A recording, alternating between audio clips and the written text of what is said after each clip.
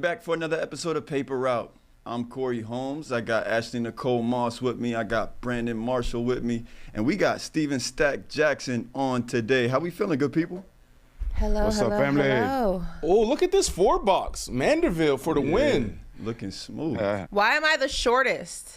Because you're the So shortest. you might actually be the shortest, yeah. Look at Stak. Stak got his light on today. He got the, what you wearing? What you got on your feet? You got on some J's or you got on some flip-flops? What you doing? Unions. What's Unions? Oh, Jordan you Jordan went on Unions. Jordan Unions. Oh, man, you're not here? Jordan Ewings. What's that? Unions. You want me to show you? UNION. Yeah, show me. What's that? Please. Jeez, bro, you gonna make me cry. Damn, you ain't got. Yeah. He ain't got no It's like a swag. Jordan Union card. Look at that. I'm wondering which ones. You don't know what the Jordan. Come on. Fours. He got the fours on. Oh. Yeah, pull Those them are back. tough. Those are tough. Yo. Those are tough. Them, they just came out? How These old are those? These are the new. He away from his mic now. How much are those? These are the new unions that just dropped. Those are tough too. Those Bro, fours. what size you wear? You know, the new unions, they got the. Oh, not the can Velcro change- Nike. You I wasn't can change. expecting that. You can change the colors. They got different colors. You can change them. See, they got union written in there. That's what I was wondering. Are there words? There's words underneath the Nike signs too, right? Yes, sir. Yo, That's how tough. much are those shoes? A lot. Ashley, how much I are don't those? know the retail value Are on those- top of my head. Are those like exclusive? Are those hard to get? Very much Yeah, exclusive. they're definitely. I mean, any type of Jordan like that is a little bit of a hard get if you know, but you gotta know the right people, which Stak does. So Stak, what size shoe do you wear? You like a 15, bro. 14. 14. Oh, that's me. I'm oh a shooting God, guard. should have never told that man That's that. me. I like the first ones you pulled up. I don't know what those was. Them Jordans. The unions, the first unions. Yeah, them was nice, bro. All I right, got let's your get pair. into the show, good people. We got some good stuff for him. KD, he's making his return tonight. We'll talk about that a little bit later. And Stak, he's actually going to give us his top 5 toughest players to guard in the NBA. So stay tuned for that one. But first, more in the Lamar Jackson saga, right? So it was just a day after Lamar Jackson had announced he requested trade from the Ravens back on, was it March 2nd? He sent out a few tweets yesterday defending why he didn't play in last year's playoff game. Let's take a look at those tweets.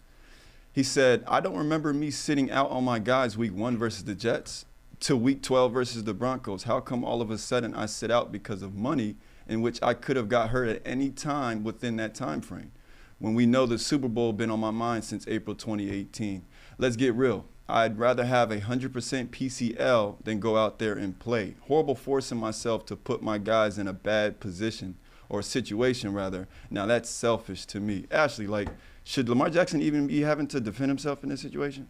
No, but it's the nature of the landscape of sports, right? And I think with the situation with Lamar Jackson being as polarizing as it is, everyone seems to have an opinion about what he should do and what he shouldn't do and if he deserves this, if he deserves that. And it seems to be, you see it all the time when it comes to contract talks and guys getting paid. You always have people on one side of the spectrum or the other. So I don't think that that's abnormal. But I think what we're seeing with Lamar is abnormal because I don't think we've ever had to see a quarterback, at least from my recent memory, have to work this hard to prove his worth. And I think that's kind of like why everybody's looking at it from different perspectives and have so many different tiers to this conversation, because you're looking at a quarterback who, yes, does he have shortcomings in his game? Yes. Does he have things he can improve on in his game? Yes. But when it comes down to it, I think he's proven enough about not only his value to a franchise, but his value as an individual and as a player.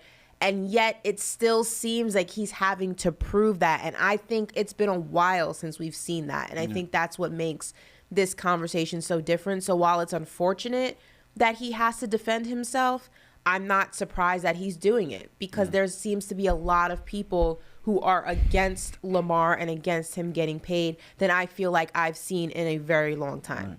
Well, on that note, and Brandon, I'm going to come to you next. The Atlanta Falcons owner, Arthur Blank, yesterday he told a group of reporters at the 2023 owners meetings that Lamar Jackson's situation is, and I quote, very different from Deshaun Watson's a year ago. Blank mentioned that there are concerns with Lamar Jackson's playing style and how he can hold up long term. He even went on to say that, and bring up the games that he's missed in the past 2 seasons. And he said, and I quote, each game counts in this business. Now, Brandon, just what's your reactions to that? And what's next really for Lamar, after hearing that? First off, anything coming out of the league side, owner side, it's all a distraction. Don't get distracted, players. Don't get distracted, fans. None of that matters. This conversation, this situation is so much bigger than just a contract. We're going to look back 5 years from now, 10 years from now, this is going to be a stain on the NFL. This is not going to end the way Lamar Jackson wants it to end, like how he wants it to end, and it's not going to end the way the NFL wants it to end. This is all about power. This is all about using Lamar Jackson as the example to reset the market or put the players back in position. Go back to 2020. 2020, for the first time ever, we saw NFL players stand together. Stak, we never seen that in the NFL. Y'all do it in the NBA all the time. NFL players never stand together and say, this is what we doing. Hell, you go back to 2010 when we were negotiating the new CBA, we had to pay Drew Brees just to stand with the players because the big-time players like Tom Brady, the Tom Brady's of the world and the Peyton Mannings of the world, they was off doing their own thing. They were good. They're set. They had the relationships in the league office. They had the relationships with the Gatorades and the Nikes of the world and the Reeboks of the world. They ain't care about the rest of the players. Lamar Jackson is being used as an example right now. Why is that? Because how are we going to give Lamar Jackson a fully guaranteed contract? It ain't even really about the fully guaranteed contract. It's really about his value. Lamar Jackson, he represents himself. Players taking power, getting leverage. We did that in 2020. That's why I brought that up. Now we're moving it forward. So forget the civil rights movement. Let's put that to the side now. Now we're talking about business. We're always able to control the player when the player is put on the side and we're told, we teach the player to be quiet, institutionalized. Be quiet, Lamar Jackson. Be quiet, football players, basketball players. Don't go out and speak. Let the narrative do what it's supposed to do in the media. Let ESPN do what they supposed to do with it. FS1 do what they supposed to do with it. This is not going to end well for the NFL. This is not going to end well for Lamar Jackson. I think we're going to look back in a few years, Stak, and it's going to be like, wow, this was a big deal. You got the Joe Burrows of the world, the Patrick Mahomes, the Jalen Hurts, the Justin Herberts, the Trevor Lawrence of the world, the Dak Prescotts of the world. They should be standing alongside their brothers saying, look, if he can get it done, then he's going to break through for everyone else. How dare you, NFL, go out there and offer him, not NFL, but I got to say the NFL, because it's definitely collusion for sure. I gotta say the NFL, because you don't think the NFL owners got together and said, we can't let this happen. Forget Deshaun Watson, because Deshaun was this was going to be a trickle-down effect to Lamar, to Justin Herbert, to all the other quarterbacks to come. He's just the example. If Lamar Jackson go out there and get $230 million guarantee or $250 million guarantee, what do you think Joe Burrow's going to get? It's about power and control. The reason why the NFL is a monopoly and one of the biggest media conglomerates in the world is because they stick together, 32 owners, 32 teams. If you want to have power, if you want to have leverage, you got to do it the same. You got to do it the same way. Where's Justin Herbert? Where's Dak Prescott? Where's Russell Wilson? Where's all the other, Joe Burrow? Where y'all at? Stand alongside of Lamar, man. Stand alongside of Lamar. So, Stak, what I want to say here, because I'm going on a little bit of a rant here. I had some time to think about this, right? Because I've been talking about Lamar Jackson and the Baltimore Ravens from a surface level standpoint. And it's so much bigger than this contract. It's so much bigger than Lamar Jackson. This is about power. This is about respect. You go out there and you offer the guy $32 million on a non-exclusive. You think Patrick Mahomes with the Kansas City Chiefs would ever do that to Patrick Mahomes? Did they do that to Josh Allen? No, man. This is about power. Get back in line, Lamar, and everybody else watch. That's what this is about, Stak. Yes, Stak. What are your thoughts on this situation? I mean, I agree with B 100%, man. I just feel like, on the outside looking in, I just feel like even with just black athletes as a whole, we the only ones that have to defend ourselves and prove ourselves when we're not even guilty of nothing. You know what I'm saying? Even the Josh situation, yeah, he showed something, but people was trying to criminalize him for something that they can charge him for all this time. Now everybody biting their words and apologizing and saying this because he's back playing basketball. Like the Lamar situation is unfortunate, man, because everybody knows he deserves to get paid. And tell me when a white quarterback was up in free agency and other teams came out publicly and said, we're not going to sign him. Yeah. Never. So, so it's definitely collusion going on, but I don't know why people want to make it rocket science. You know what I'm saying? When it's plain as day what they're doing to Lamar. It's fucked up, and you know what I'm saying? It only happens to black athletes, only. Yeah. Now, Brandon, I had another question for you, right? Like, do you think Lamar Jackson at this point needs an agent, right? Like how should he maneuver really the future moving forward? So when you look at the term agent, you look it up. The definition of it is someone that represents another person, right? That's what it is. You represent on the behalf of someone else. That's what the term agent means. I had the opportunity a couple years ago when I launched House of Athlete to sit down with Lamar's team.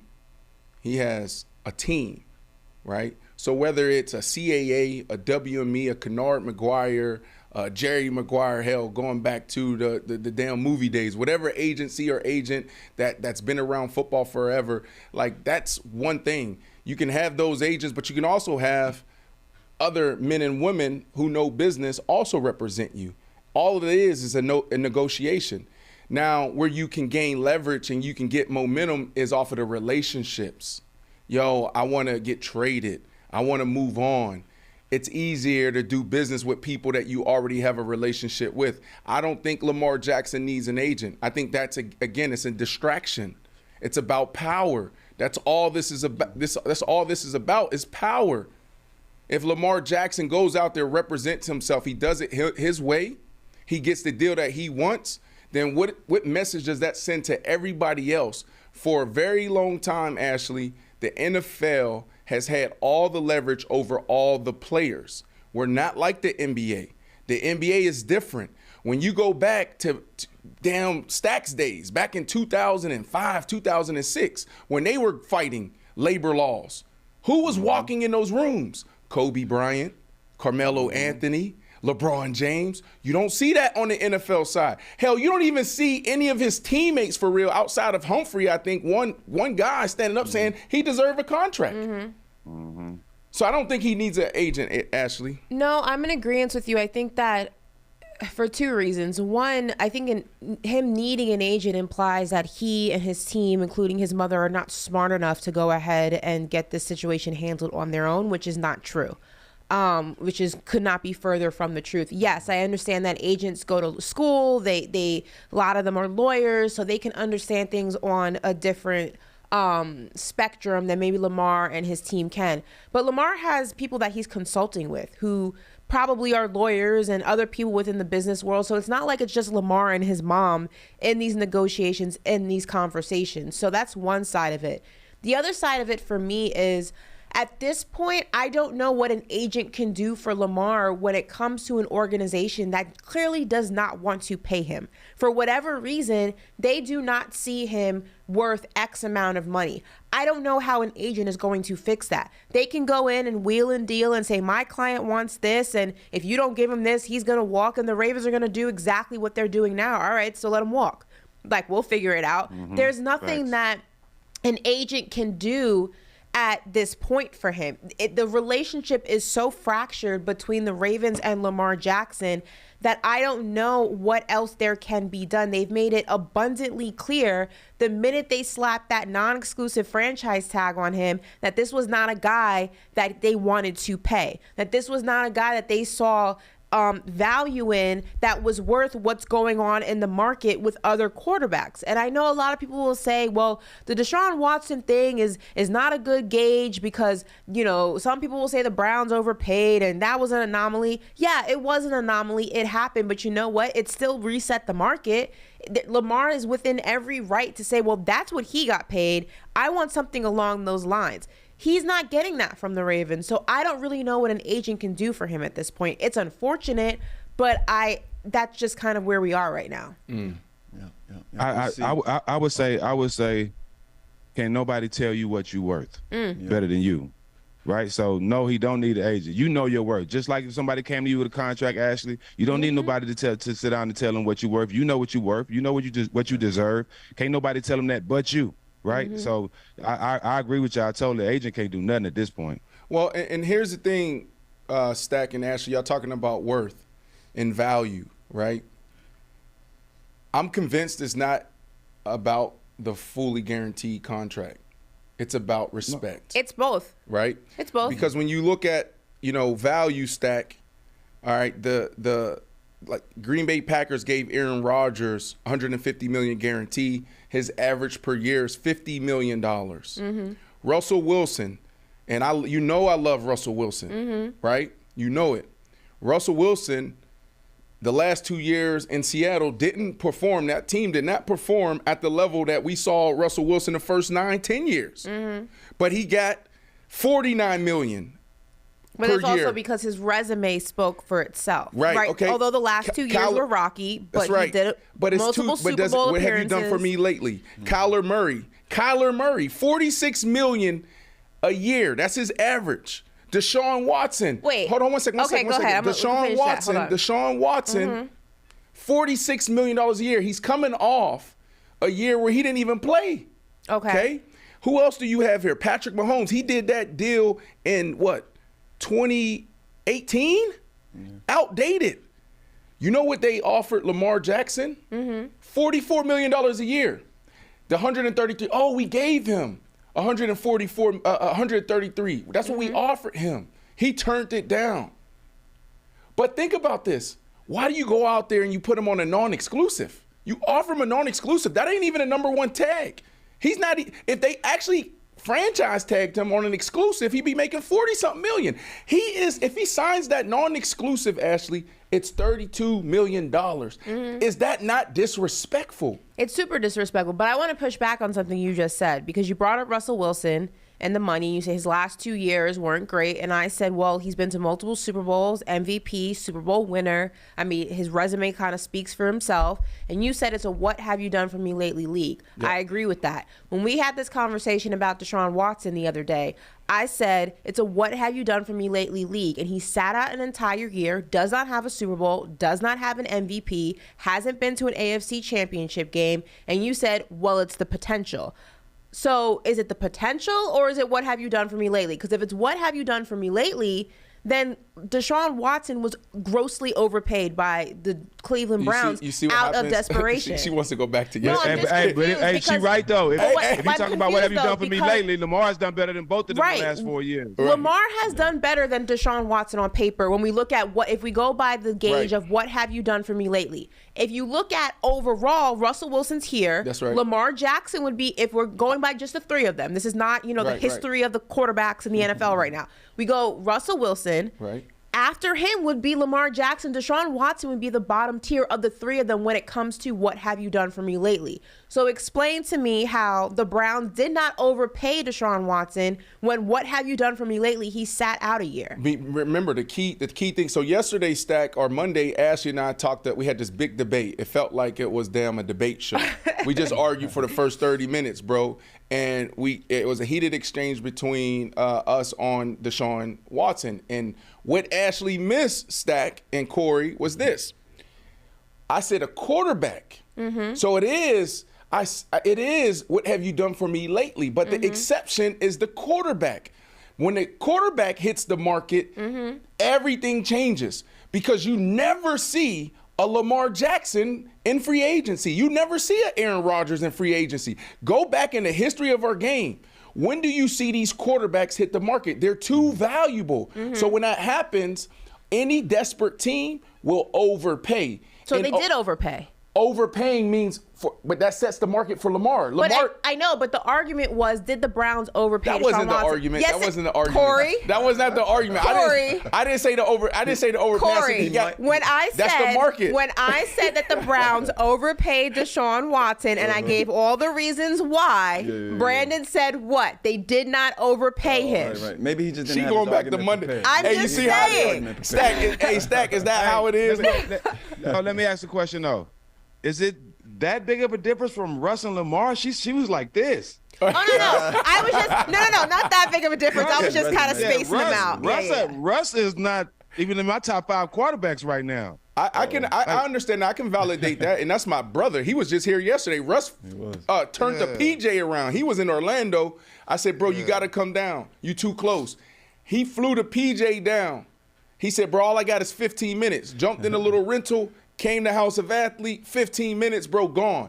That's my That still don't excuse the way he's been playing. I know. He will be in the top 5 next year, though. No, I don't think there's that grossly of a gap between Lamar and Russell. I'm simply saying that if Russell Wilson is kind of what we're using in this argument as, resume versus what have you done for me lately, Lamar's right there behind him because what he has done for the organization lately is more than what Russell Wilson did lately. Russell Wilson's resume is greater than Lamar right now, but the what have you done for me lately out of those 3 quarterbacks, Lamar's ahead of all of them. That's right. And yet he's fighting for scraps that Deshaun got with no issue after sitting out for a year and all the situations he was dealing with off the field, that Russell got strictly based on his resume because, like you said, last 2 years in Seattle were not great. But listen, it's been to multiple Super Bowls, won a Super Bowl, MVP, all that there. So he was a resume. He was a legacy sign, essentially. That's right. But Lamar, in the conversation of what have you done for me lately, has done the most, but is receiving the least. It doesn't make sense. This is the last thing I want to say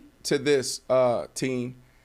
Everything you just said, Ashley, is the reason why I opened up the show saying that this is probably going to put a stain on the NFL. We're going to look back 3-5 years from now and say this was a key moment in labor law. Mm-hmm. There's probably going to be a lawsuit. It could be a lawsuit. Oh, wow. There's collusion. You can't tell me on the new league year when they can franchise tag or they can do business with players. Lamar Jackson gets the non-exclusive, disrespectful. And then 5 teams come out and say, we're not in the Lamar Jackson business.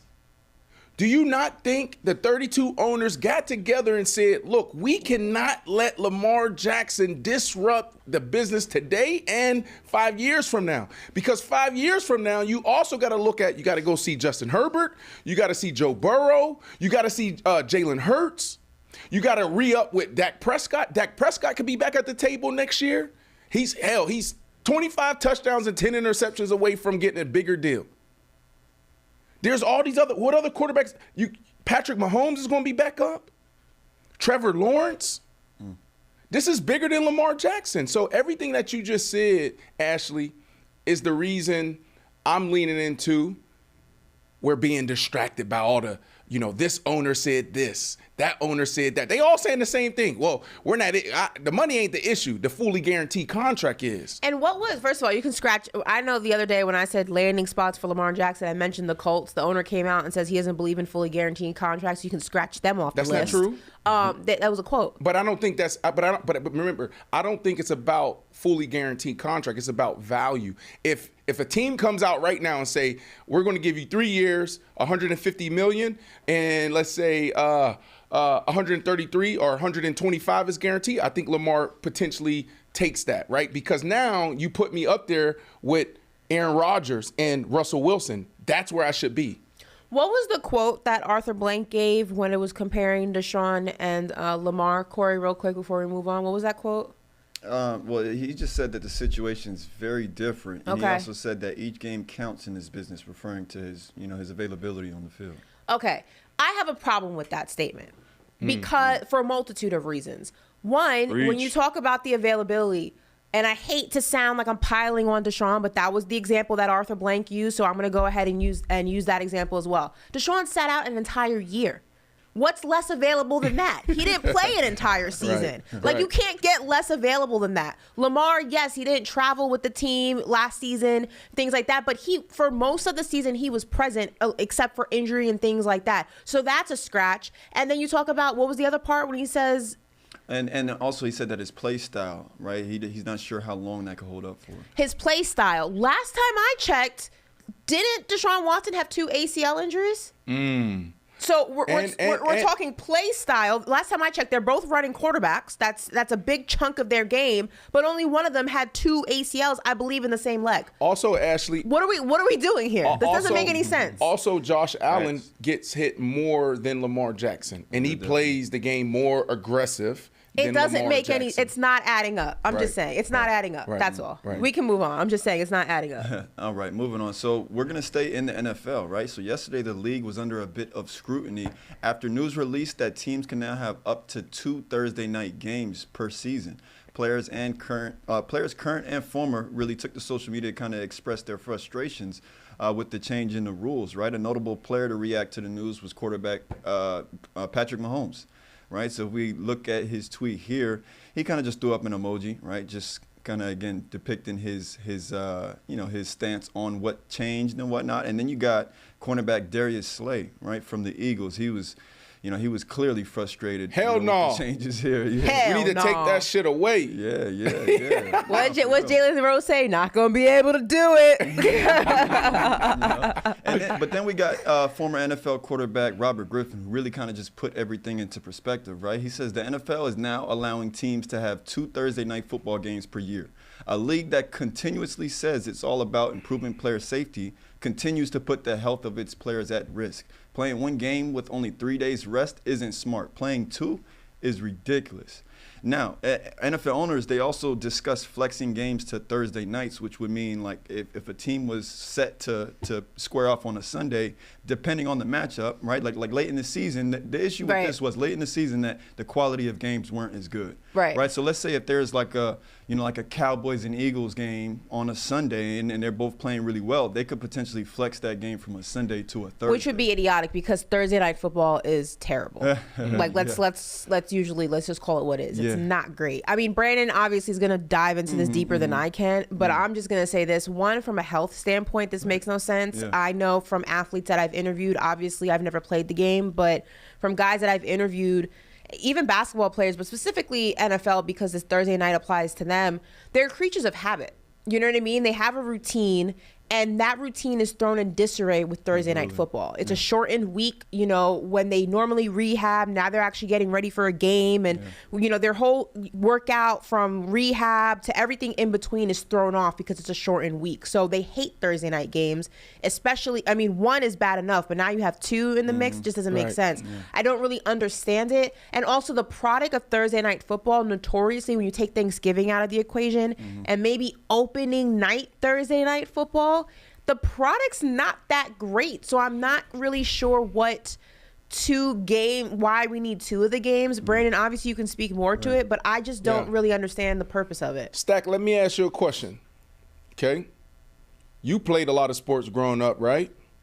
And we can also talk to you about back-to-backs and, the wear and tear that, the NBA grueling schedule has on the body. And I think you guys can relate to some of the things that we're talking about in football, Thursday night football, and, those, now adding a second Thursday night game on a team schedule. But let's say you play football, Stak. You play wide receiver. And they say, Stak, right now, your average salary, the average salary for a guy like you is $20 million a year. All right? That's status quo. Now, if we go get this Amazon deal, this YouTube deal, okay, and we actually put a good product out there, your average per year can now go from 20 to 30 million. But what I need from you as a player and the rest of you guys is for you guys to be open to this flex schedule, meaning at the end of the year, if these teams are some trash, we going to take the good teams and put them on the Thursday night package because Amazon need to have their ratings up so we can continue to get the bag. So, Stak, do you say, I'm going to sit here at my 20 and I feel good with my body right now, or are you going to go push the limits and take the 30 potentially per year in a new deal? Well, me first, being a smart guy I am, I'm going to ask him, well, since you want me to help you on your situation, what other decisions can I help you when it comes to our team and the players? What other decision can I help you make? All right, we're not just going to stop there. You want me to help you here? One hand got to wash the other. That's why I'm going to start first. Second, I was a guy that played 4 games in 5 nights. So I love playing the game. But I would never have a conversation or never decide to go against my teammates to side with an owner or any team, even if it's beneficial for me. It got to be beneficial for everybody. That's just the teammate I was, just the type of guy I am. Well, I'm not that type of guy. Look, he's too loyal. You too loyal. This dude right here. Yeah, I'm not that type of guy. Let me put it this way. You are the president of the Players Association. We are all looking at you, Stak. You got to make this. You got to tell us, lead us, guide us.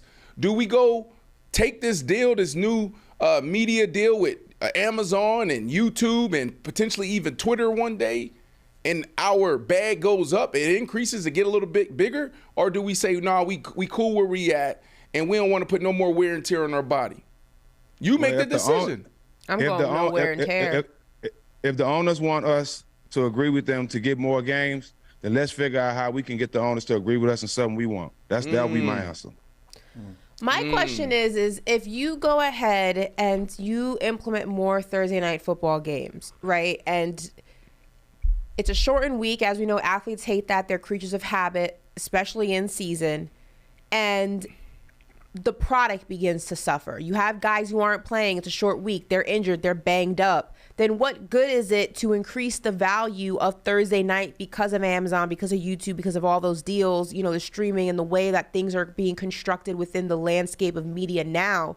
What good is that if the product is not good? And you're running the risk of the product not being good by adding yet another game that already throws a wrench into the entire format of how athletes function. Well, actually, let me ask you this. What if they get all these sponsors, these big name sponsors, and that transfers to guaranteed contracts? If it does, but will it? I'm just saying that would be an option that they would be for. Well, for sure. I mean, if it does, absolutely. But that's a long shot. It's a long shot for the NFL. We're not talking the NBA. This is not the NBA PA. This is a different beast. So I don't know how that works. Listen, I actually side with the owners on this one. And I am all player. Yeah, let me tell you why, Stak, because it's a business, bro. You know this. And look, when Amazon comes in and they give you a couple $1 billion, or YouTube come in and they give you that money, what we got to do as businessmen and women, we got to make sure that we're good partners. With that, the product that Amazon put out last year and the NFL put out last year was trash towards the end of the season. We had teams like, who was trash last year? Like, it even wasn't the just Denver the end of the Broncos. season, Brand. Thursday night football was not I'm talking great. a lot about the Denver Broncos today, but even the Denver Broncos, they were terrible. But then they have a Thursday night game. Nobody wants to watch that. Yeah. And what does that hurt? It hurts the players. We talking about Lamar Jackson. Come on. Lamar Jackson making $50 million a year, or potentially making $55 million a year in a Joe Burrow or Justin Herbert. Who's paying those bills outside of concession? It's the media deals. So I like this because you got to put out a good product. And I do agree with what Stak said. That's how you negotiate. Look, we're going to give y'all a little bit more here. We'll work with you guys over here. But can we look at this insurance? Because when you retire in the NFL, after 5 years, your insurance is cut off. Let's look at that. Work with us over here. Can we extend that to – the goal is lifetime, Ashley. I have a hard time believing, we got lifetime. Though, when you compare NBA player salaries to NFL player salaries, only certain positions, for the most part, are getting big chunks of cash in the NFL.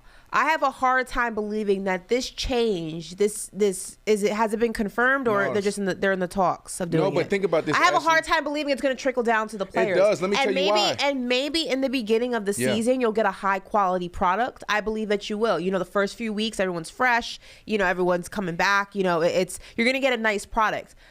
midway through the season, towards the end, I have a hard time believing this product is going to be any better than what we have seen. Guys are banged up towards the middle and end of the season. So let me ask They're you this not question. trying to do this. So let me ask you this question. Last year, week 14, would you rather watch the Denver Broncos and the Carolina Panthers Thursday night football, week 14, or would you rather watch the Philadelphia Eagles and the Dallas Cowboys Thursday night football? Depends on who's doing better. I'm talking about last year. Okay, obviously the Eagles and the Cowboys.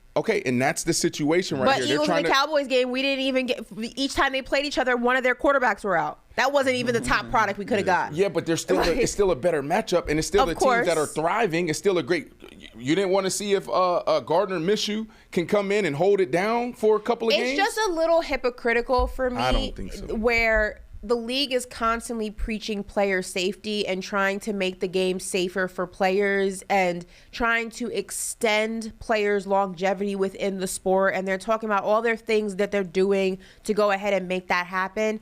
And then you kind of go backwards when you bring up the fact of having 2 Thursday night games, which you know that players, A, are not fond of, and B, mess up their entire week in terms of practice and rehab and film and things like that. I just don't which one is it? Ashley, listen, you are right. You are right, because you saw the tweets by all the guys, Slay and Patrick Mahomes and other guys. Like, that's how guys feel. It's a contradiction, though. But at the end of the day, give me my money.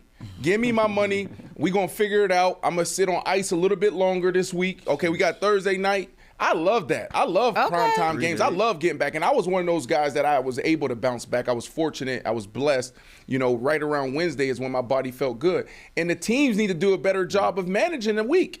A lot of teams go out there and they try to practice. No, if you have a Thursday night game, don't practice on Monday. Don't practice on Tuesday. Don't practice on Wednesday if your guys aren't in position. You know what you should do? Do more walkthroughs. You should be in the film room a little bit more. Thanks. But I wanted to address something real quick before we move on to KD and the Suns and a little bit of basketball. Y'all better be ready today, because like. Oh, are we switching to? In a little bit, but I'm just saying, y'all last time we all three of us was on, I felt like the audience said that my takes was better, like in basketball. That's definitely not what happened. But okay, sure, go ahead. And I definitely didn't see that. I didn't see that. I don't know what comments he was looking at. Y'all need to learn basketball, man. Y'all over here talking crazy. Stak came out and said that Tatum was the MVP. That's what Stak said. And what did you say? You said something wild last week. No, I've been on the Jokic train. It wasn't the MVP thing. You said something crazy about basketball, something in the basketball world last week. But I wanted to say this real quick that in this conversation, Ashley, you talked about how does it trickle down to all of the players? The salary cap.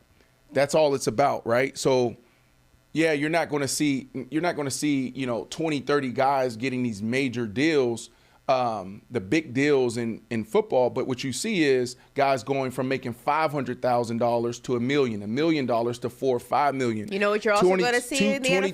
2023, the salary cap is $224 million. 2022, it was $208. You go down to 2016, it was $155 million. What is contributing to these bags getting bigger? It's the media deals. You know what also is going to happen in the NFL? A whole lot of load management. Check this out. Watch what's going to happen. Ain't no load management. Watch what's going to happen. You're going to have players not playing games. It's too valuable. That's what they do. They got 80-something They're going to take a page out of the NBA's book. It's going to be a whole lot of load management. Watch. We didn't do that. We didn't do that. Stak, you know you was load managing, man. No, the Kawhi Leonard book of load management. I tried to play 82 as much as I can, bro. I love to play. I ain't like practicing. I hated practice. All right. Well, you heard it, right? We're going to switch gears to the NBA. So tonight, Kevin Durant is set to make his return after missing the last 10 games due to a sprained ankle he suffered in warm-ups. It was back on March 8th. But in Durant's absence, the Suns have gone 4-6, including 2 separate 3-game losing streaks. They're currently half a game ahead of the Los Angeles Clippers for the 4th seed. So, Stak, I want to ask you, right? I mean, they had some success, in KD's first 3 games, I think it was, that he played with them. But can KD and the Suns mesh in time to make a run in the playoffs? Say, man, we talking about KD right here. You can put him anywhere. You can put him on a 5-year-old team, and they probably win the state championship. Like, seriously. KD and the Suns are going to be scary. Everybody look out. He's got a lot of rest. His body gonna be ready to go. The Suns, you've seen they look real good when he did have those couple games. He did play with them, so the Suns gonna look scary, man. You can insert KD anywhere, anytime, any place, and he gonna come out and do his thing. Yeah. Ashley, what you think? No, for sure. I think also it's going to be beneficial. I mean, obviously, whenever you talk about playoff runs and deep playoff runs, and chemistry is always better. You know, you want to be able to know the guys that you're playing with, that you're going to be in battle with. You want to have had a nice amount of time to cook with them a little bit, go through the growing pains. You don't want to have to do that in real time. The Suns are going to have to do that in real time. I think, though, that the talent of Kevin Durant and Devin Booker and the veteran leadership of Chris Paul will be enough to overcome that. And I think it's going to be beneficial for Kevin Durant also because, like I said, when this team was first constructed, you know, when the trade first happened, this is a good situation for Kevin Durant because unlike Brooklyn, where a lot of the responsibility fell on his shoulders for one reason or another, whether it was, you know, Ben Simmons not being available or James Harden not being available or Kyrie being suspended for one thing or another or whatever the case may be, he's going to be able to kind of gradually these last few games get acclimated into it and not have to carry such a huge load because he has the mid-range monster, as I like to call him, of Devin Booker. He has Chris Paul, DeAndre Ayton. There's a really good basketball team. So it's going to be very beneficial for him these last few games down the stretch to not have to go in full throttle and kind of dip his toe into the pool a little bit and do a little bit more here or there. And come playoffs, you know, injuries, you know, not happening and health permitted, he is going to be in a great position come that first round because he didn't have to go full throttle. Yeah. Her energy is different, Corey. What? Your energy is different right now. I was wondering if he's going to bring that up. Yeah, like that's not what you were saying in the production meeting. I said I started off by saying my concern is still that you want to have had chemistry with your team. You want to have had played a nice chunk of the season together to go through those growing pains. So you got them winning. You got them winning it all this year. Do I have them winning it all? No. Why not? I have them going pretty deep though. Why? I still think that the winner's going to come out of the East. I still think it's Boston or Milwaukee. I don't or Philly. I just don't. Do you see them in the finals? I think they have a good chance to come out of the West, maybe. Stak, I wish she was in a production meeting. Her energy was not that. Hold on. Like, they have no chance. That's not what I said. Corey, Corey and Brandon, I have always said I don't think that this team is championship ready right now. Next season, different conversation. I don't think there's been enough time. Kevin Durant being the superstar that he is, Devin Booker being the almost superstar that he is, I still am a firm believer in chemistry and continuity. And I don't think you can manufacture that in this short amount of time. Their talent is going to override that and take them very far. But when it comes down and we start talking about finals and winning a chip, I'm not putting my eggs in the Suns' basket just yet. So here's my quick take here, right, as the basketball insider on Paper Route. Oh, my goodness. They absolutely can make it to the finals and win. Wow, okay. I agree. This team and this same team in 21 was what? In the Western Conference Finals. And they could have easily dominated, could have easily won. This is not the same team, though. Whoa! You got Booker, you got CP3. Man, no. All the key players. No, the key players. Now I ain't talking about the stars. The key players, the bench they had, it's a totally different bench. It's a totally different roster. Remember, I don't need them. I don't need them. Yes, you do need a bench, I don't need them. No, sir. I got KD now. I got my big three and KD. So you want KD to play 48 minutes a game for 7 games straight? No. I need 34. But you need a bench to go ahead and make up the difference. That's how it works. You got your big three and KD. But you still need a bench for to keep the momentum when KD and Devin and the starting unit is on the bench. That's where the bench comes in. We were just in LA. We were talking to Gilbert Arenas, and we were having this conversation, a similar conversation. He said in basketball, it takes one guy to change the course of a franchise. Football's totally different. Football, you need so many more pieces. Even coaching is a big deal. You go draft a guy like KD, you go draft a guy like LeBron James, they totally change things. So now y'all sit here telling me, y'all supposed to be the basketball experts, y'all telling me that We need a bench now. Everyone knows you need a bench. I didn't know that was like a hot take. B, you said a fact. They do change things. Tim Duncan changed things, but Tim Duncan also needed Steven Jackson, Tony Parker, Jamal Ginobili, David Robinson, Malik Rose. He also needed those guys. LeBron James also needed Kyrie, Kevin Love. He needed all those type of guys, right? Kobe needed Robert Horry, Rick Fox. Derek Fisher. He needed all those guys. So you get that one player to get your organization going to the championship direction, but you need other players to fulfill that. KD has completely elevated this franchise, absolutely, and he's going to elevate Devin Booker's game because he's going to bring out aspects of his game that maybe have been lying dormant, 100%. But you still need a bench because what happens is anything happens in the finals. Phil Jackson once said winning a championship is 50% talent and 50% luck, and that luck has to do with health. Cameron Payne balled out in 21. So he's a bum? Cameron Payne's a bum? The bench is drastically different, Brandon, and the bench this year is a little bit suspect. Can they not get it done with this bench right here? Landry, Cameron, can they get it done with them?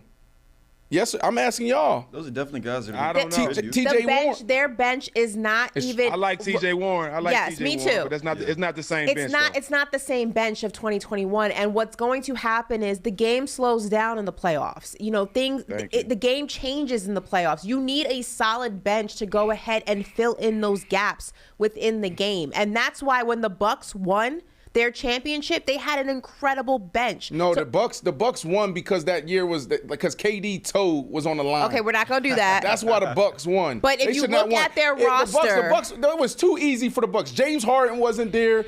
Kyrie Irving wasn't there. Come on, KD almost beat them by themselves. KD's Giannis stole a ring. KD's toe aside, they had a nice overall team. You look at Boston; it's a nice overall team.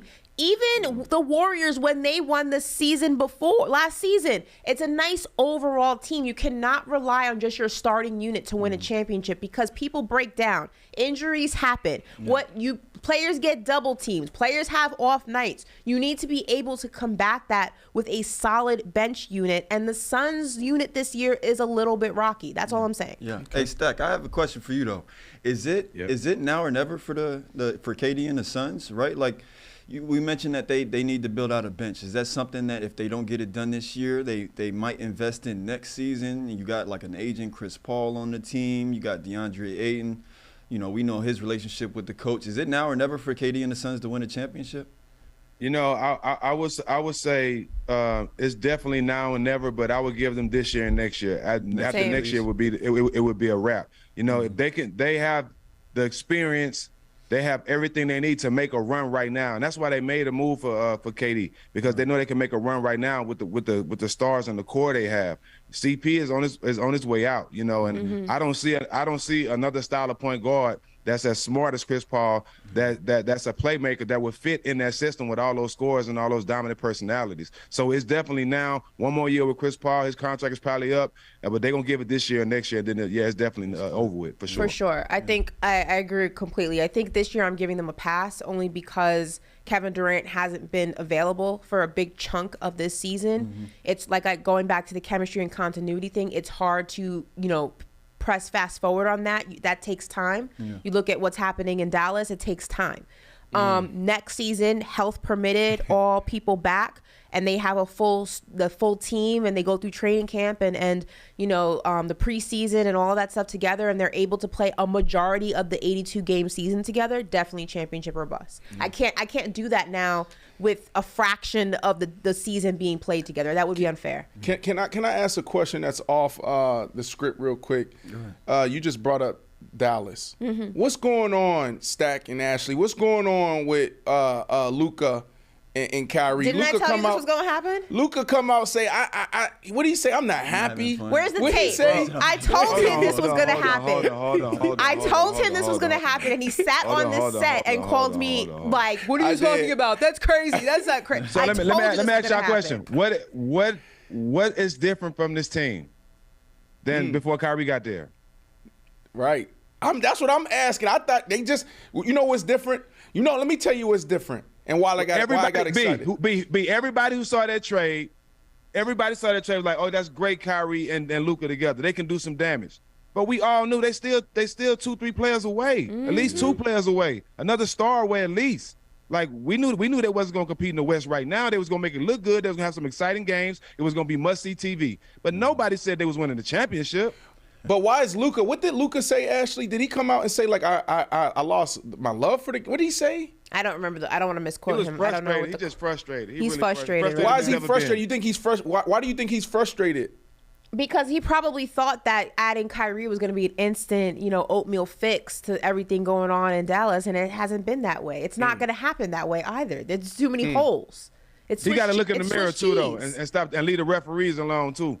He got to look in the mirror too. He do a lot of unnecessary antics on the court too. When he get all the calls, so he got the ball a lot. But every time something don't go his way, he start pouting and get a technical foul. He leading the league in tech. So Luka got to stop pouting and just play basketball too, and just come to look in the mirror, bro. Y'all don't have the team. Y'all need to compete. Yeah, you good. Kyrie good. Jason Kidd is a great coach. Y'all don't have the team yet, bro. Just be real with yourself. So what does if you're sitting with Luka right now, face to face, and I don't know if he's been on All the Smoke yet, but that's must-see TV. I can't wait for him to get on All the Smoke. We got plans to get him in Croatia. Okay. Ooh. So when you sit with them in Croatia, okay, what's the 3 things you're gonna say? Yo, if you do these 3 things, bro, you could be the face of the NBA. You guys can see yourselves in the finals. Well, one, it's going to be hard for me to tell Luka anything about basketball. I mean, he's better than me than I ever been. But for me, I would just tell him to have tougher skin. Everything that he needs to be a champion, he already has. I just think have more input of the players he play with. You know what I'm saying? And I think he has the power to do that. If he can get he definitely need a tough guy in there, so that can kind of take a lot of pressure off him. And every team needs that. Greg Popovich said every team needs a Ron Artest, a Draymond Green, a guy Pat like Beverly. that. They don't have that. Pat Beverly. They definitely need that. No, not Pat Beverly. Nobody. He's a free agent. He's the only tough guy on the street right now. But Luka should be. Luka gotta be. But What's wrong with Pat? Stak is right. Luka gotta be. I'm just saying. It can't be a point guard. It can't be a point guard. It got to be. He ain't the toughest. He ain't the toughest on the street right now, though. Pat Bev ain't the toughest on the street. The toughest. Yeah, who else is on the street right now that's tough? You got Pat Bev is Boogie. Pat Bev is an annoyance. I don't want to say he's the toughest. Like he does his job well. He annoys the hell out of you. That's what he's there for. Stak, he want that smoke. Pat plays hard on the court, and I respect him for that. You know what I'm saying? With all the other stuff, Pat know he ain't that good in basketball. You know what I'm saying? But how can you say that? He's in the NBA. Pat is great at knowing people and getting the people ahead on the court. You know what I'm saying? When he be acting like he be stopping people, they still be getting 30 and 40 points. So, Pat my guy. Pat my guy, trust me, I love him. But a lot of his talk, you know what I'm saying, don't back up in his play. Why y'all on the offensive side for sure. Why y'all so disrespectful to Pat Bev? Like, y'all ain't see what he just did to LeBron? No, he just went at LeBron. He just big boy LeBron. Hold on a second. He just did this to LeBron. Hold on a second, Brandon. He just do that to It's LeBron. not disrespectful. Pat Bev serves a role. He serves a purpose. He is that pit bull, that guy who's going to hype you up on the sideline in the locker room. He gives you maximum effort, and he annoys the guy who's probably the star player on the other team. And then he told LeBron he was too small, okay, that's cute or whatever, it's still LeBron James. It means nothing. Like, it means absolutely nothing. Ha. Like, you got the clip off, Pat. Congratulations. We all love Pat. We all would want Pat on our team. No question. You want him on your team. When it comes to offense, his mouth don't back up his game on offense. Defensively, yes. Offense, no. Pat Bev is the epitome of the saying, don't let your mouth write a check your ass can't cash. That's what he does. Pat Bev is an annoyance. That's what he does. One of the best defenders we'll see, but on the other end. Yes. But going back to Luka, he should be a lot tougher. I agree with that. I mean, Euroball, they play with no air conditioning out there. You would think that he was a lot tougher. I remember when the Heat played the Spurs and the air conditioning went out in San Antonio. And was it Tony Parker and Ginobili and they were ready to go, and LeBron's on the side like cramping up, and they asked them after the game, and Ginobili says, "Oh, where I play, we don't play with air conditioning. This is nothing. I played in hotter environment." Like, Luka, come on, you're European, dude. Yeah. I know you're tougher than this. Ashley, where was that game? Was that in San Antonio? It was in San Antonio. Did they do that on purpose? The air conditioning went out. Did they do that on purpose, Stak? It's Pop like Bill Belichick, because you know Bill Belichick, he do stuff like that. He gonna mess with you. Pop petty, but I don't think he that petty. No, the power legitimately went out. But yeah, Pop can easily go to the what do they call it? So Pop left the sidelines, ran to the breaker, pulled the breaker, and said, "Oh, the power's out. Time out." Pop got power. You know what Pop gonna say? Yo, we got LeBron coming, D-Wade coming, Chris Bosh coming. And then you had Miller, and then who else was on? The little dudes sitting there shooting threes. That's like...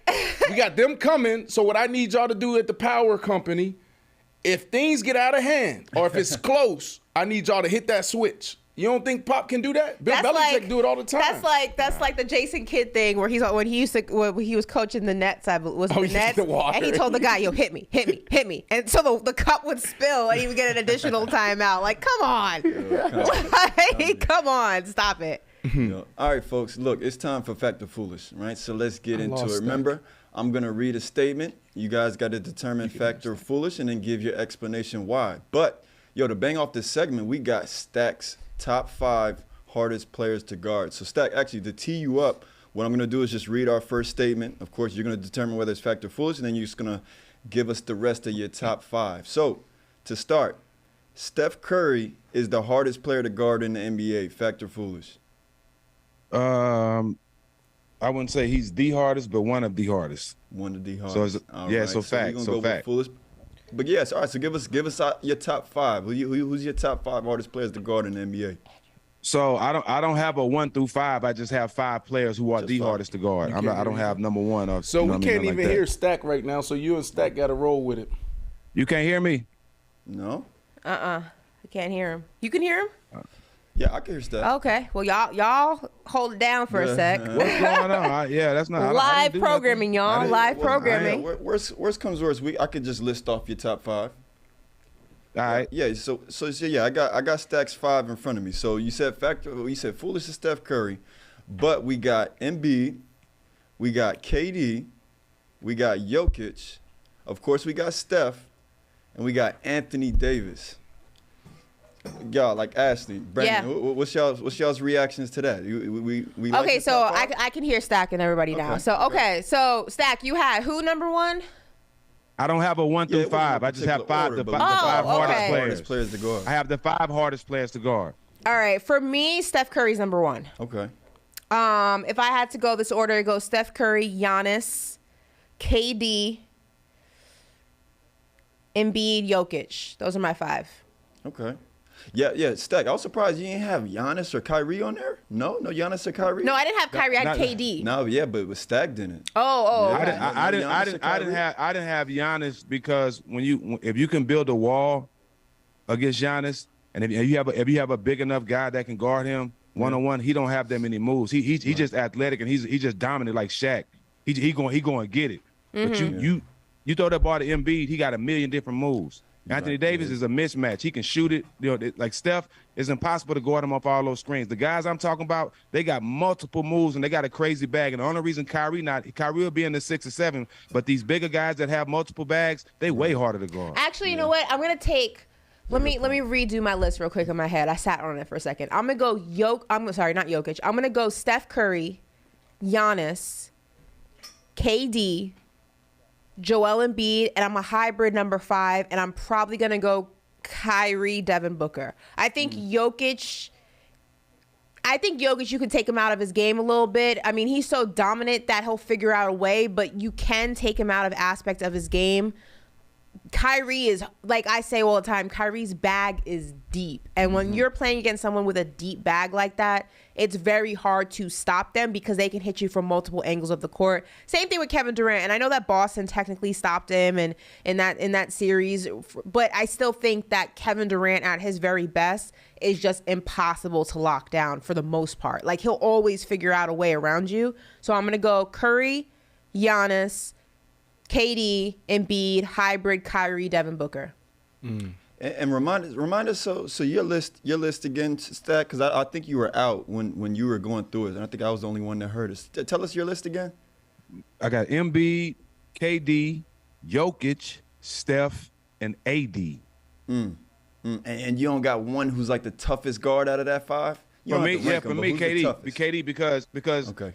like I said, when you have a big guy that can do all those things, you can't put a big guy on him that can contest his shot. A small guy, a guard, you can put a big guy on him and contest him. I guarded a lot of small guards that were nice and messed their whole game up. But a big guy like KD that can shoot it and do it all, you can't really do nothing to his game. You got to pray he has an off night.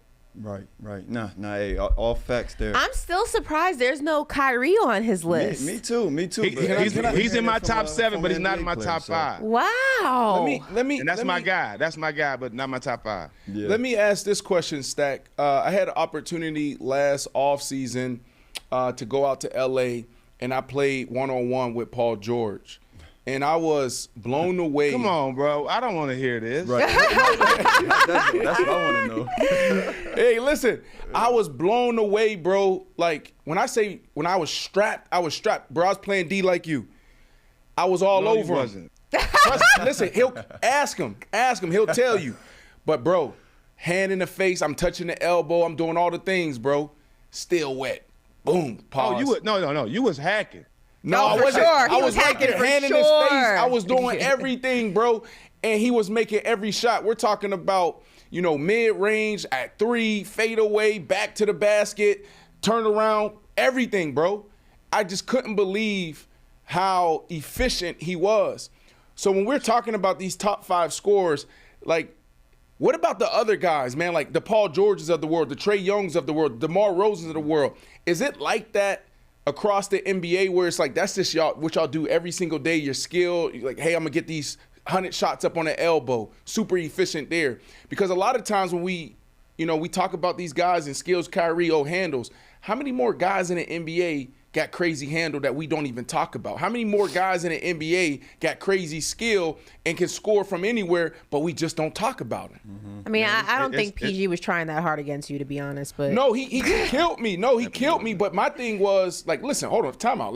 Hold on, stop. Like, I'll throw it to you here quick. Like I can play D with the best of them. LeBron. Who else? What? Everybody, y'all top 5. I even play against Embiid. All right, Brandon. All right, bro. I'm stronger than Embiid. Look at Stak. Why, bro? Stak, you know this, man. How many football players have you played with? How many football players have you played with that came out there and gave y'all work? Come on, Stak. Don't act crazy now because we on TV now, bro. Did you just say you're stronger I've than never played in the game with football players, and I got work. I'm sorry. YMCA? Pick up rep? Never. Never.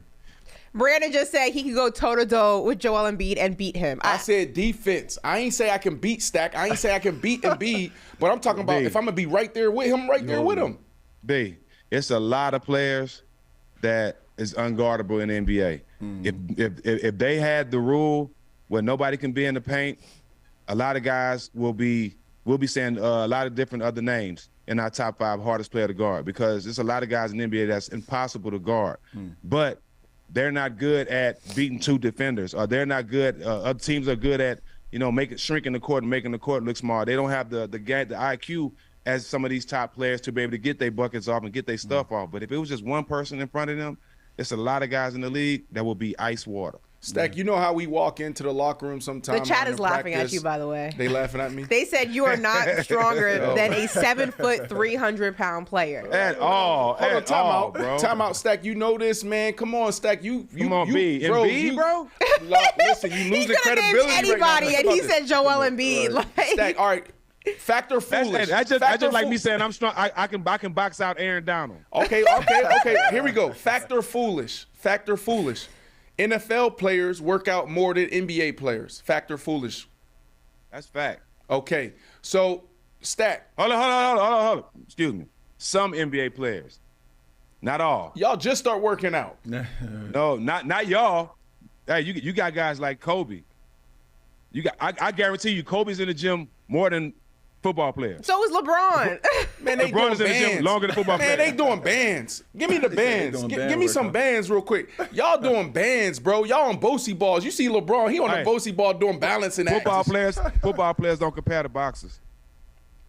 It's different. It's anaerobic. All year round. They don't get an off season. Aerobic exercising. It's a little They different. don't get an off season, B. So here, let me go back to this though. This is why I want, because you say that the chat, they laughing at me, right?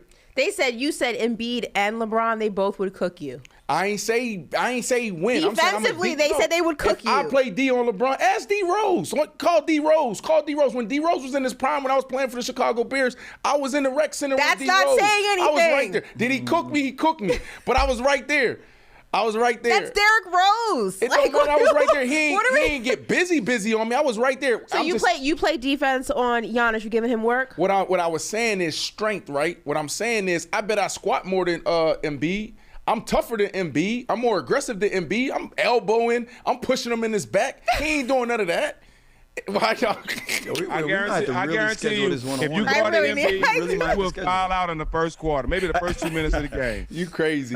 Stak, I know all the things. All right, before we move on, this is what I wanted to say before Ashley said they cooking me right now. They're laughing at you crazy. They should be. My thing is, what's that one player, we call them scout team All-Americans, right? They never really got that opportunity. You go out there on a practice field and it's like, man, this dude is nice. He could be the next Jerry Rice. He could be the next Michael Jordan. Who's that one player that you played with or maybe in the NBA today that's like, yo, y'all don't even know how good this dude is? Ooh. Man, that's a good question, B. But if I had to pick one player that was underrated, like people to know how good he could be, it would have to be. Did he have to have a career in the NBA?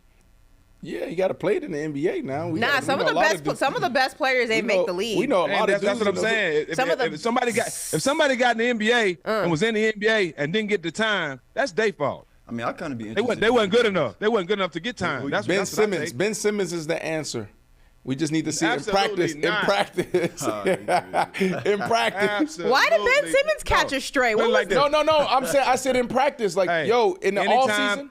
Go, Stak. Anytime I talk about a player that could have been more than what he was, it's gonna always be Brandon Roy.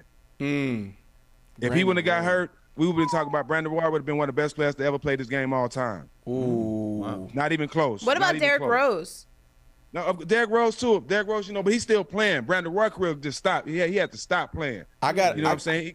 I got a name. Derrick Rose never be the same person, but Derrick Rose, but Brandon Roy, y'all, he was special. I think about T-Mac. I think about Penny Hardaway. I think Penny never got hurt. But T-Mac got his just due. Penny Hardaway got his just due. They gonna be in the Hall of Fame. Yeah. I got a name for y'all. Penny would have been. I got the number one name, y'all. Gilbert Arenas. Gilbert Arenas was hurt at 25. Yeah. Imagine if Gilbert Arenas was able to play into his 30s. Stak, is that not a bigger name than Brandon Roy? It's just the same because Brandon was just as cold, dog. Brandon Roy was just as cold, bro. I'm just saying, Brandon Roy was just as cold. Yeah. All right. Both of those guys, good names. Yeah, let's move on. We got some more to roll through. So, next factor foolish. The Los Angeles Lakers signed Kyrie Irving this offseason. Factor foolish. Facts.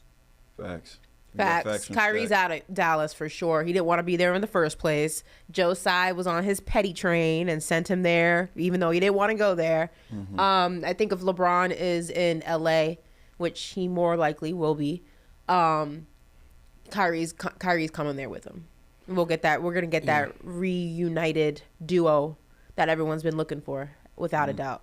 I agree. We get a training camp with Kyrie, AD, and LeBron going to next season. Yeah. The Western Conference is gonna be scary for sure. Yeah. And you get a training camp with Chris Paul, KD, Booker, and Ayton. Yeah, the West gonna be scary. I like it. I like it. We shall see. All right, next one. LeBron James wins one more ring before retiring. Fact or foolish? No. Fact or foolish, Ashley? Not foolish. Yes or no. Foolish. Sorry, foolish. Wow. Why?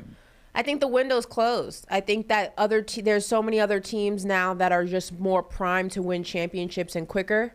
And remember, LeBron James, freak of nature that he is, I just think that window, that championship window for him has come and gone. I've seen crazier things happen, but you're starting to think about teams like, Boston and Milwaukee and the 76ers and the Clippers and the Warriors still and the Grizzlies and some of these other teams are starting to really percolate and become teams you got to watch out for that I just don't know if the Lakers, I mean, unless they do some crazy things in the offseason and just completely make that like the Monstars, I just don't know if that window is still open for him. Right.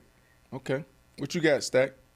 I say fact, because with the trades that they made, they put the roster and the team together to get rid of Russell and insert Kyrie to have a championship team. I say they can. I say but a lot of things got to go right, though, Ashley. I feel you. A lot of things got to go in place. AD and Kyrie both got to stay healthy. You know what I'm saying? But I feel like the coach and everything they have around the Beasley and all those core players that they put in, they are right. They are right. And I think if they can insert Kyrie, I mean, not Beasley, excuse me. What's his name? The big kid. Tall kid that's been playing well for the Lakers. Well, I like Austin Reeves. Rue. Yeah. Rue. Yeah. When they inserted guys like that, but they built the team perfect to just insert Kyrie and become a championship team. I think if they can stay healthy and all things go right, they can win another one. Yeah. I'm gonna say fact here, but I think he can win 2 more. Everybody was excited, or I know the LeBron James camp was excited. Look at Ashley. Like 2? Yeah, let me tell you why. Okay. 2020, they in a bubble. What did we see? The emergence of what? AD as a superstar. Okay, so what we got excited about was, damn, LeBron could potentially catch MJ because now he has a guy that can carry the load. We were fooled. So now if you say, okay, I was right. I was right. Beasley do play for the Lakers. I was right. Yeah, no, you said Beasley. You said I think was it Rue or was it Vanderbilt? Who was it that Beasley. you were referring to? I meant Beasley. Beasley? I meant Beasley. Oh, okay. I meant Beasley. But so listen, I think he can win 2 because if you get a Kyrie, now you got 2 guys. It's a big if. You potentially have 2 guys that can carry that load. LeBron, man, he's so savvy. LeBron can give you 30 right now on any night with his back to the basket. Did you see what he did in Chicago off the bench, 19 points? Like, it's just too easy for him. They lost, right? It doesn't matter, but I'm talking about with LeBron. LeBron don't need to go out there and play 40 minutes. He don't need to go out there and drop 28 points, average 28 points a game. He don't need that if Kyrie come in and do what he's supposed to do. If AD does what he's supposed to do. And here's my question for y'all, because Ashley, and really for you, because you talked about all these other teams. Name me the Warriors. The Warriors that went on a crazy run. Name me who's the Spurs when you was there, Stak. Name me the Chicago Bulls. Name me the Miami Heat. Name me the Lakers when Shaq and Kobe were together. I don't see any team that just this is a clear-cut dominant team. You name the Bucks. You name the Celtics. Shit. What? The Miami Heat were the clear-cut dominant team when they were together. No, I'm saying today. In 2003, we were. No, that's what I'm saying. What I did is I said, in today's NBA, name me the dominant team, those teams, the Chicago Bulls when Jordan was there, when you guys was there with the Spurs. Well, the league is different. So back then, there were more of those super teams, right? There were more of all-stars and future Hall of Famers on particular entities. Now I feel like the talent is much more dispersed, which is why the league's more open than ever before. So I don't know if that's a fair comparison, but when I think of a dominant team, I'm thinking about Boston. Right. I'm thinking about Milwaukee. I'm thinking about the 76ers. I mean, those are dominant teams. They're not dominant in the sense of like the KD Warriors or the LeBron James Miami Heat. It's a different sense of dominance because, again, the talent in the NBA is so much more dispersed. I mean, look at the way that the league has changed. The Eastern Conference used to be the stepchild of the NBA. That used to be where all like the losers played. Right. Like, no, if you were in the East, there was no competition out there. Everybody sucked. Right. Now it's reversed. Now the East is the dominant conference. I think the landscape of the league has changed. Right.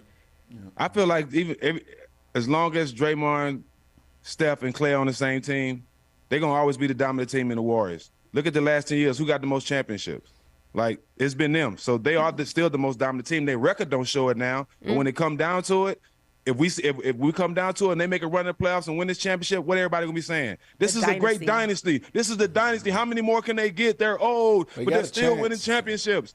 This is they're the dominant team of this era. I'm sorry. If we have to pick one team, even though their record don't say it now, They are the dominant team. Bro, did y'all watch the game last night? What they win? 5 out of the last 6? They were down 20 against the Pelicans. Yo, I just got goosebumps thinking about it. Watching that game last night, I said, yo, they might sneak them another one. But this is what I've been one. telling you. You can never count. Hold on. You can never count out championship DNA. The Warriors will go through trials and tribulations all season, but if the difference between a good team and a great team is a great team, especially a championship DNA team, knows how to flip that switch when they need to. Yeah, and you're coming down the stretch right now, and you're entering into the playoffs. The Warriors know it's time to flip that switch. So, yeah, you've seen them lose games they should have won, and you've seen them have not a great road record, but they do this every single season. They flip that switch, and they turn into the team that you're like, crap, we got to play these guys. So why can't LeBron flip that switch? Because it's not. He doesn't have the pieces the Warriors have. It's not the same team. Okay. There's not enough there. Okay. All right, guys, moving on to the next one. Now, we've mentioned Luka and Kyrie a couple times in the show. Well, they got Joel Embiid and James Harden tonight in Philly. Factor foolish. The Dallas Mavericks beat the Philadelphia 76ers. Start with you, Stak. What you think? If Embiid's on the court, false. I mean, fiction. Excuse me, fiction. They're not winning as long as Embiid on the court. Yeah.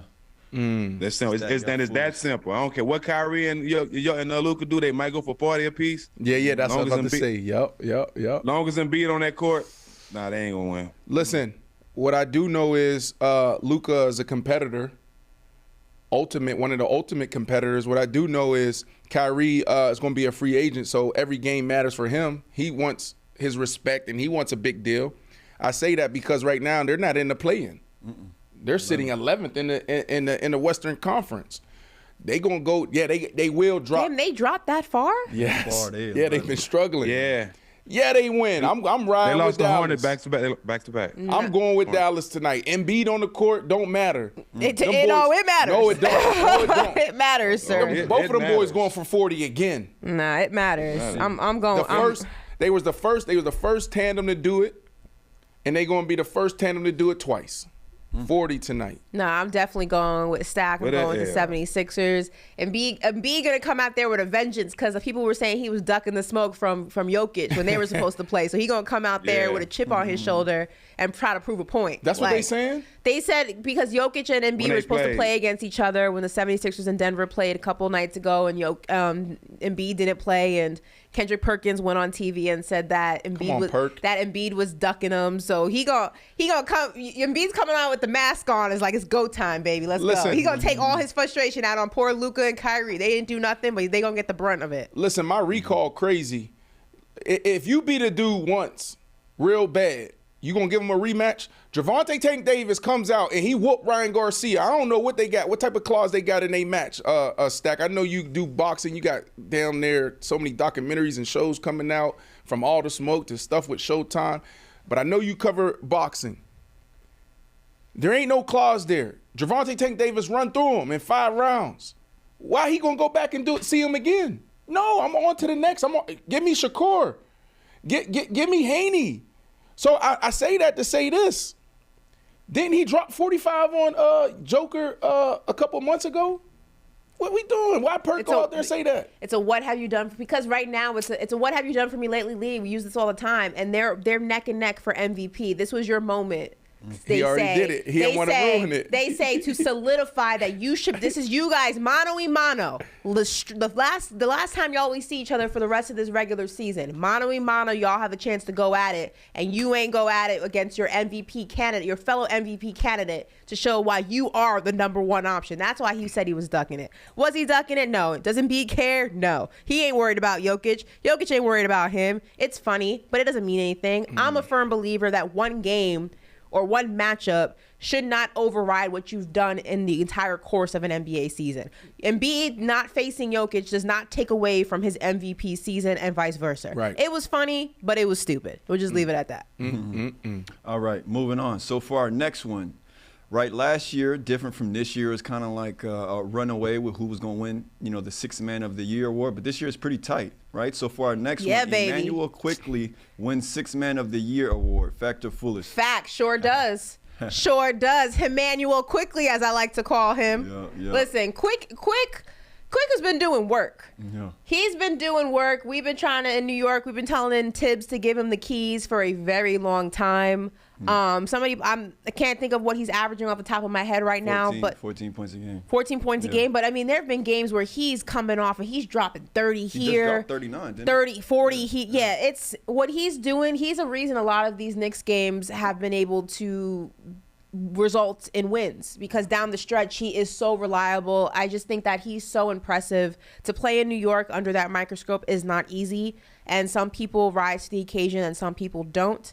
I'm biased though. I'm a Knicks fan. I'm a huge Quickly fan, so I think he deserves Sixth Man of the Year for sure. Yeah. But well, who he's competing against is guard Malcolm Brogdon from the Boston Celtics. No. And forward/center Bobby Portis from the Bucks. no.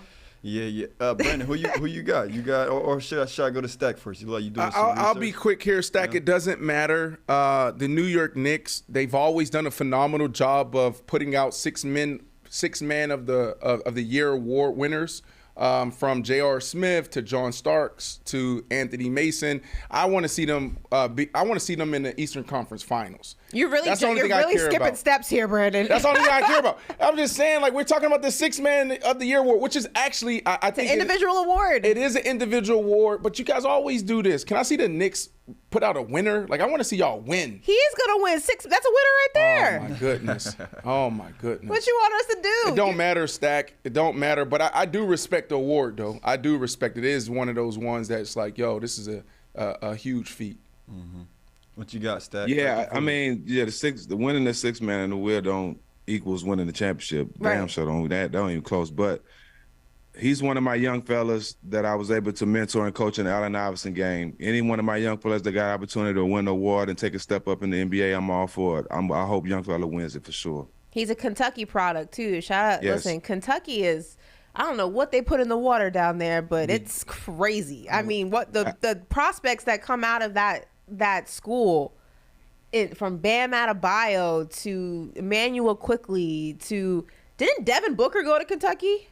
Yep. I mean, my God, like what the hell is going on in Kentucky? Like what I don't know The what destination. it's insane. Like somebody put up a graphic. I forget. Julius Randle. Julius Randle went to Kentucky. I mean, Anthony Davis. AD went. I mean, the list goes on and on. I mean, when they put up a graphic recently and they said out of the 4 schools, it was Kentucky, Duke, Texas, and what was and UCLA. Out of I think that was the graphic. Those 4, like who produces the most NBA talent? Out of those 4, Kentucky for sure. Right now, I'm not Tyler surprised Hero. there, though. Tyler Hero, Kentucky.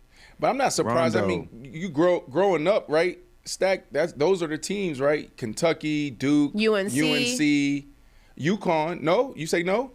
Not for country boys. We wasn't feeling them. Y'all wasn't feeling Kentucky?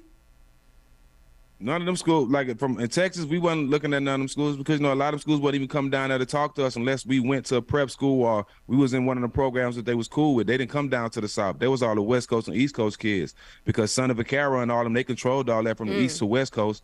The South wasn't really known for basketball like that when I was coming up. It was really the West Coast and the East Coast. But So what teams were you After a DeMarcus guys? while. Cousins, John Wall, Arizona. Kentucky product. Arizona, I had signed with Arizona. Yeah. Jesse Evans was a black coach at Arizona at the time, and my AAU coach was my same age, Josh Passnell, who just got fired from Georgia Tech, but he was my AAU coach and he was the same age as us. So he formed a relationship with Jesse, and that's how I got signed with Arizona. I didn't get a chance to go, but that's the type of schools we were looking at. We was looking at more West Coast schools than East Coast schools. Stak, what's the bigger brotherhood, Duke or Kentucky? I would say Duke by far. Really? Mm-hmm. Why? Because it goes farther back. Kentucky started maybe in the early 2000s, late Yeah, to, it was like 2010 John or something Wall. like that. Yeah, you go way back to Bobby Hurley, Christian Laettner, Grant Hill, all those guys. They got a longer line of Hall of Famers than Kentucky. You think Kentucky can catch up? Oh yeah, they definitely catch up now because they probably on their heels now. But when you talk about the best college players of ever, Christian Laettner name always comes up. Mm-hmm. He was nasty. Oh my goodness. Oh my goodness. All right, guys. Yeah. Let's move on to the next one. So before I read the next statement, just got to give a little context here. So Showtime Basketball's Twitter page yesterday posted a clip of We know our them. very own, Stak Jackson, excuse me, I'm chopping up your name, and Matt Barnes in their interview with Isiah Thomas, right? So in that clip, though, we had we got a quote from Isiah Thomas. He said, you got on national television, and again, this is in regards to Michael Jordan and kind of like the feud that they've had over the years. He said, you got on national television and called me an a-hole, and then you said you hated me. You said that on national television. Now, if you didn't mean it, get on national television and apologize for it. So my statement, and I'll start with you, Stak. Michael Jordan should apologize to Isiah Thomas. Fact or foolish? I mean, for me, you know, I love Zeke and I love him, but I say it's foolish because I don't think Mike said it with that intent as far as I hate you as a human being. You know what I'm saying? I joke with my homeboys, man, I hate you, bro. You know what I'm saying? And I don't really as far as I really hate you. You know what I'm saying? They was asking Mike in the context of Isiah saying something. It was about basketball. I know for a fact that Mike don't hate him personally. You know what I'm saying? So I don't think Mike owes him apology. Do I think they need to have a conversation? Right. Hell yeah, they need to have a conversation because there's a lot of misunderstanding, a lot of stuff that's been said that ain't been said from them two. So I think, you know, Mike probably don't care about the friendship. You know what I'm saying? I don't think Isiah I think Isiah care more than Mike. But no, I don't think he owe him a public apology. I just think that everything has been blown out of proportion because anytime Mike says something, you know, everybody gonna twist it and make it their own narrative. Yeah, absolutely. Like, for example, I'm gonna call Brandon an asshole for wearing Brooklyn Nets socks in my presence. I'm not gonna apologize for it. He's an asshole for that. Like, he's wearing Brooklyn Nets socks in my presence. Am I gonna apologize? No, I meant it. I think Michael Jordan actually meant what he said. That's the difference thing. I don't, like you said, I don't think it came from a place of like, he's an asshole, I hate him, I want to run him over with my car. I think he meant what he said. So like, I don't know if he'll get an apology. I agree with you. I think there's like underlining animosity between the two of them. I don't know if it's all manufactured from outside perspectives and it's trickled down into the way that they kind of interact or don't interact with each other. And that's a conversation that can be had in private. We don't need to be privy to that. But in terms of going on TV and calling him an asshole, I know you a lot tougher than that. I think you're kind of milking this a little bit. I don't think it's that deep, bro. A conversation needs to be had, though. A conversation needs to be had because we respect the hell out of both of them. So a conversation definitely needs to be had. Yeah, I think he's milking it a little bit. Let's not underplay this. Undermine? Underplay. Oh, here we go. Undermine. Not undermine. Like. Here we go. Downplay. There we go. Okay. I said underplay. Let's not downplay this. I just went on YouTube and I Googled Michael Jordan says he hates Isiah Thomas. And there's multiple videos. How did he say it? With did he hundreds of thousands of views. I hate him. I hate him. Michael Jordan and I hate Isiah your guts. I hope everything in the world happened bad to you and only you. Right. No, it's just the beef. It's just the beef. And then also remember, what was it, The Last Dance or whatever the hell the documentary was? Didn't like the debate is, and where it really started, MJ holding Isiah out of the Dream Team, right? Allegedly, yeah. What you mean allegedly? That's real.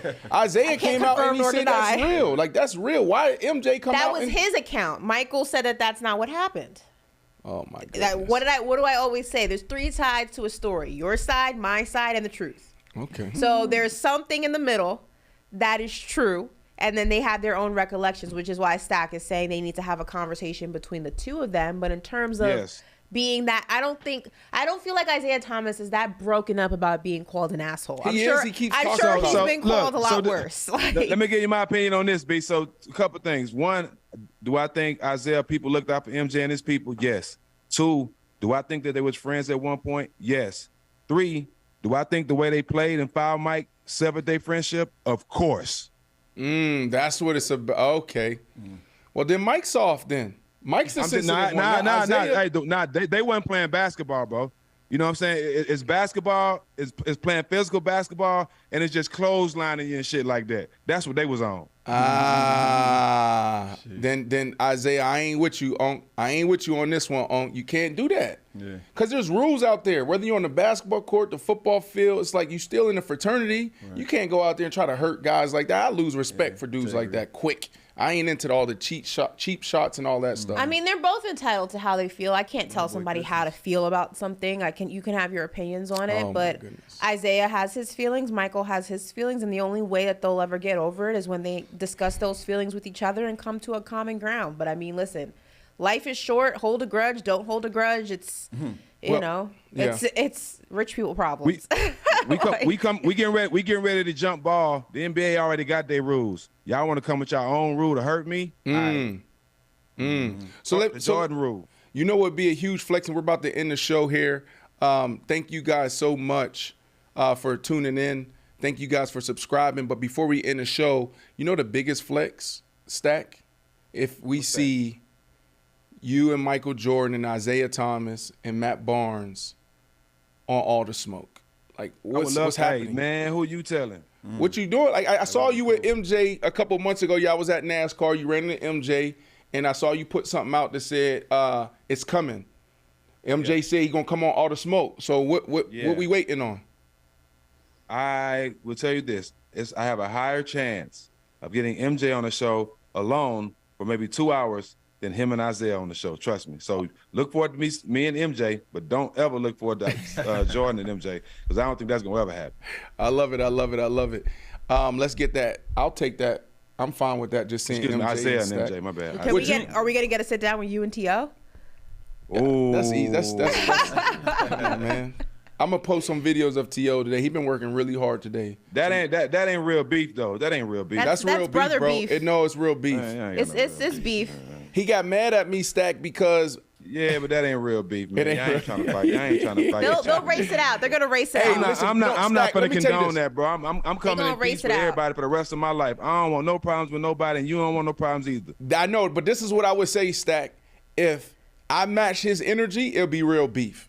Like, T.O. is real beef for him. I'm looking at it like, yo, come on, man, we too old. So that's how I know you ain't had real beef.